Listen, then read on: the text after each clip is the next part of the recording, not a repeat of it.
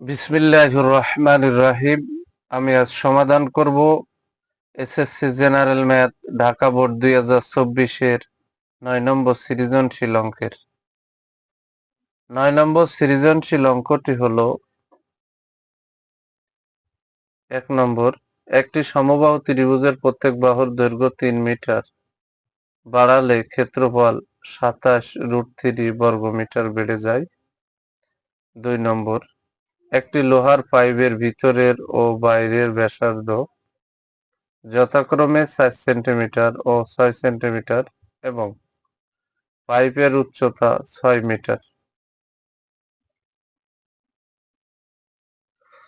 ক নম্বরে বলেছে একটি ত্রিভুজের দুইটি বাহুর দৈর্ঘ্য যথাক্রমে 18 মিটার ও 16 মিটার এবং এদের অন্তর্ভুক্ত কোণ 30 ডিগ্রি হলে ক্ষেত্রফল নির্ণয় করো। খ নম্বরে বলেছে সমবাহু ত্রিভুজটির ক্ষেত্রফল নির্ণয় করো।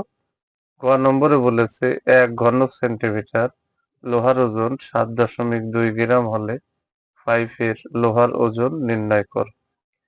আমি এখন ধারাবাহিকভাবে 9 নম্বর সৃজনশীল অঙ্কটির অত্যন্ত সহজ সরল পদ্ধতিতে সমাধান করার চেষ্টা করব ইনশাআল্লাহ। 9-এর ক নম্বর অঙ্কের সমাধান দেওয়া আছে ত্রিভুজের দুইটি বাহুর দৈর্ঘ্য যথাক্রমে 18 মিটার ও 16 মিটার এবং এদের অন্তর্ভুক্ত কোণ 30 ডিগ্রি। ধরি ত্রিভুজের বাহুদ্বয় যথাক্রমে A equal to 18 meter, B equal to 16 meter এবং তাদের অন্তর্ভুক্ত কোণ থিটা সমান 30 ডিগ্রি। অঙ্কে বলেছে ত্রিভুজটির ক্ষেত্রফল নির্ণয় করো। তাহলে আমরা ত্রিভুজের ক্ষেত্রফলের সূত্র বসাবো। অতএব ত্রিভুজটির ক্ষেত্রফল ইকুয়াল টু হাফ এবি গুণ সাইন থিটা। আমি আবারও বলি, অতএব ত্রিভুজটির ক্ষেত্রফল হাফ ইন্টু এবি গুণ সাইন থিটা। এখন যার মান আছে তার মান বসাবো, যার মান নেই তার মান বের হয়ে আসবে ইনশাআল্লাহ।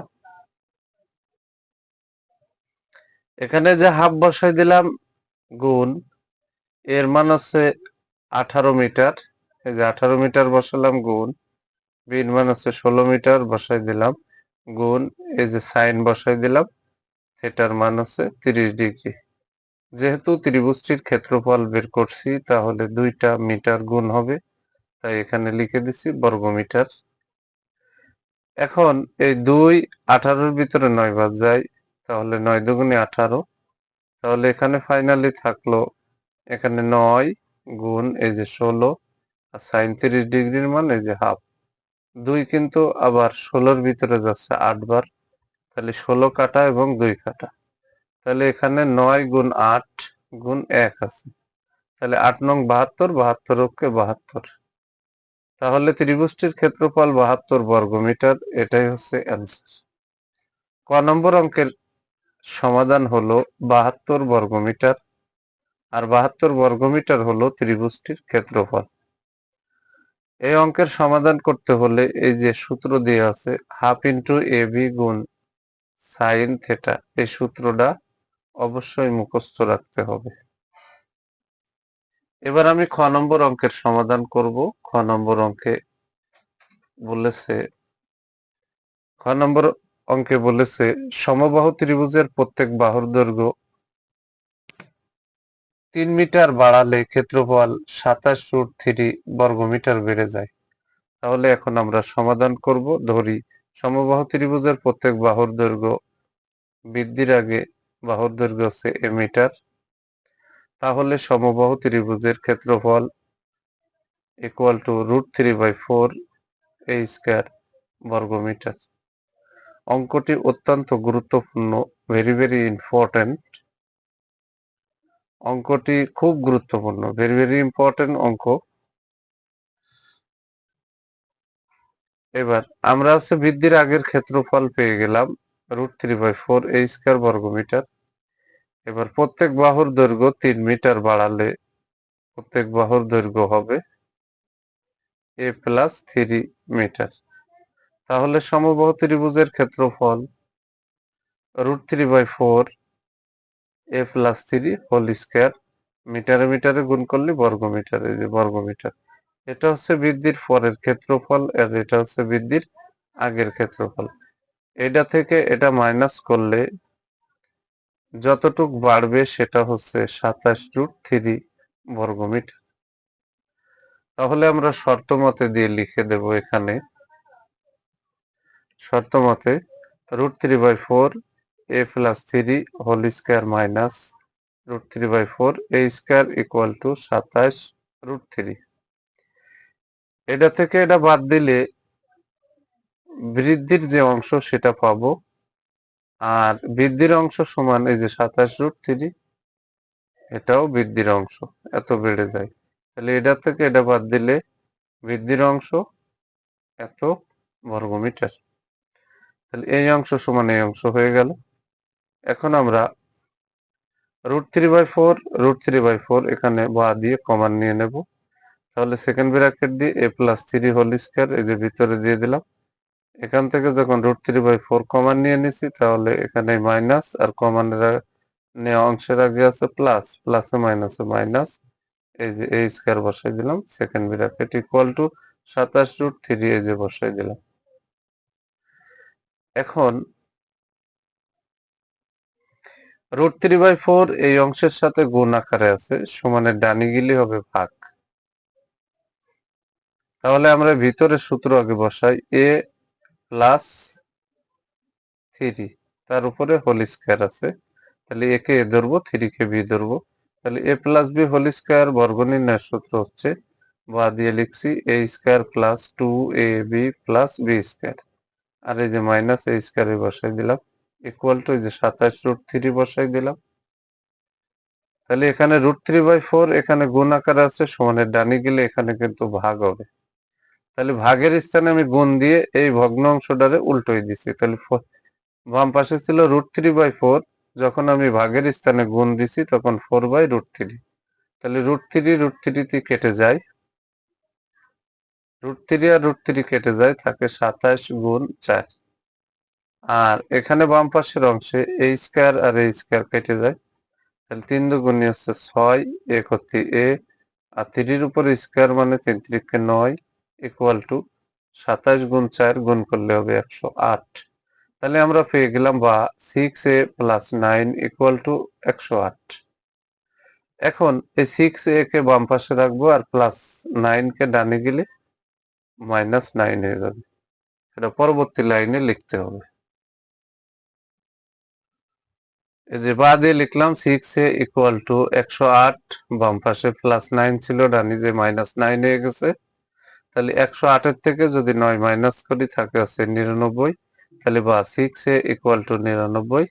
তাহলে বা এ কে যদি বাম পাশে রাখি, কারণ এর সাথে 6 গুণ আকারে আছে, সমানের ডানি গেলে ভাগ। তাহলে 99 কে যদি আমরা 6 দিয়ে ভাগ করি তাহলে ভাগফল হবে 16.5। অতএব এর মান আমরা পেয়ে গেলাম 16.5। আর এর মান হচ্ছে যেটা, ওটা হচ্ছে সমবাহু ত্রিভুজের প্রত্যেক বাহুর দৈর্ঘ্য। অঙ্কে বলেছে সমবাহু ত্রিভুজের ক্ষেত্রফল নির্ণয় করতে। তাহলে আমরা এখানে লিখে দিছি, অতএব এই যে এখানে লিখে দিছি, অতএব সমবাহু ত্রিভুজটির ক্ষেত্রফল ইকুয়াল টু √3/4 a স্কয়ার বর্গমিটার। তাহলে √3/4 এখানে বসাই দিলাম, গুণ এর মান আছে 16.5, তার উপরে স্কয়ার আছে, স্কয়ার বসালাম, এই যে বর্গমিটার।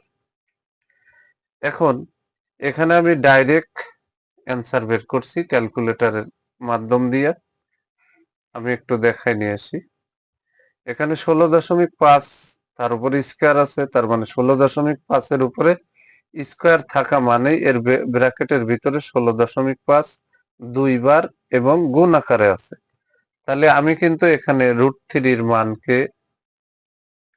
√3 মানের সাথে 16.5 গুণ 16.5 দিয়েছি, দিলে গুণফল যা হয়েছে তাকে 4 দ্বারা ভাগ করছি, ভাগ করে পয়েন্টের পরে আমরা 2 দশমিক পর্যন্ত নিছি। তাহলে পয়েন্টের পরে 2 দশমিক নিলে হয় 117.5 0.89 বর্গমিটার প্রায় অ্যান্সার। এটা হচ্ছে খ নম্বর অঙ্কের সমাধান। সমবাহু ত্রিভুজটির ক্ষেত্রফল আমরা বের করে ফেললাম। এবার আমি গ নম্বর অঙ্কের সমাধান করব। 9 নম্বর সৃজনশীল অঙ্কের গ নম্বর অঙ্কের সমাধান করব ইনশাআল্লাহ।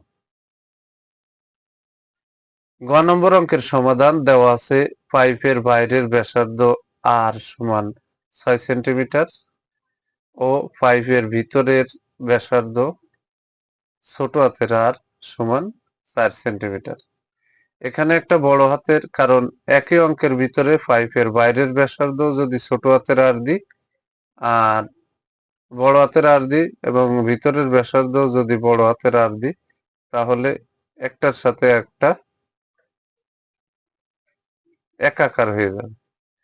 এ কারণে পাইপের বাইরের ব্যাসার্ধ বড় হাতের আর ইকুয়াল টু 6 সেন্টিমিটার ও পাইপের ভিতরের ব্যাসার্ধ ছোট হাতের আর ইকুয়াল টু 4 সেন্টিমিটার।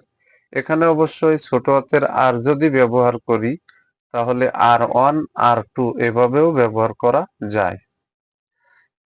অঙ্কে পাইপের উচ্চতা h ইকুয়াল টু 6 মিটার, এটা উদ্দীপকে দেওয়া আছে। যেহেতু এখানে সেন্টিমিটার এখানেও সেন্টিমিটার, তাহলে মিটারকে সেন্টিমিটার বানাতে হবে। মিটারকে 100 দ্বারা গুণ করলে হয়ে যায় সেন্টিমিটার। এই যে 6 গুণ এই যে 100, মিটারকে যখন 100 দ্বারা গুণ করলাম তখন হয়ে গেল সেন্টিমিটার। কারণ 1 মিটার সমান 100 সেন্টিমিটার, 6 মিটারে হয় 600 সেন্টিমিটার। তাহলে 6 গুণ 100 ব্র্যাকেটের বাইরে যে সেন্টিমিটার লিখে দিলাম, 100 গুণ 6 600 সেন্টিমিটার। তাহলে সবগুলো আমার বাইরের ব্যাসার্ধ 6 সেন্টিমিটার, ভিতরের ব্যাসার্ধ 4 সেন্টিমিটার, এটাও সেন্টিমিটার। আবার পাইপের উচ্চতা h মিটার ছিল, আমরা সেটা সেন্টিমিটারে ট্রান্সফার করে নিলাম। এখন পাইপের লোহার আয়তন বের করতে হবে। পাইপের লোহার আয়তন বের করতে হলে পাইপের বাইরের আয়তন থেকে পাইপের ভিতরের আয়তন মাইনাস করলে পাইপের লোহার আয়তন বের হয়ে যাবে। তাহলে পাইপের লোহার আয়তন ইকুয়াল টু পাইপের লোহার আয়তন এই যে পাই বড় হাতের আর স্কয়ার এইচ, এটা হচ্ছে পাইপের বাইরের আয়তন, এই যে মাইনাস পাই ছোট হাতের আর স্কয়ার এইচ, এটা হচ্ছে পাইপের ভিতরের আয়তন। তাহলে বাইরের আয়তন থেকে ভিতরের আয়তন মাইনাস করলাম, পাইপের লোহার আয়তন আমরা পেয়ে যাব। এখন পাই এইচ, এখানেও পাই এইচ আছে, আমরা পাই এইচ কমন নিলাম ইনটু ফার্স্ট ব্র্যাকেটের ভিতরে আমার এই যে আর স্কয়ার বড় হাতের আর স্কয়ার আছে, এই যে মাইনাস ছোট হাতের আর স্কয়ার।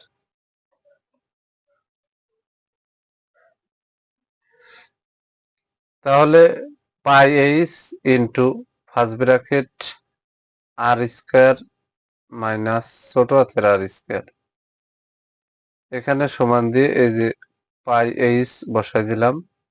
বড় হাতের আর এর মান হচ্ছে 6, তার উপরে স্কয়ার মাইনাস ছোট হাতের আর এর মান হচ্ছে 4, তার উপরে স্কয়ার।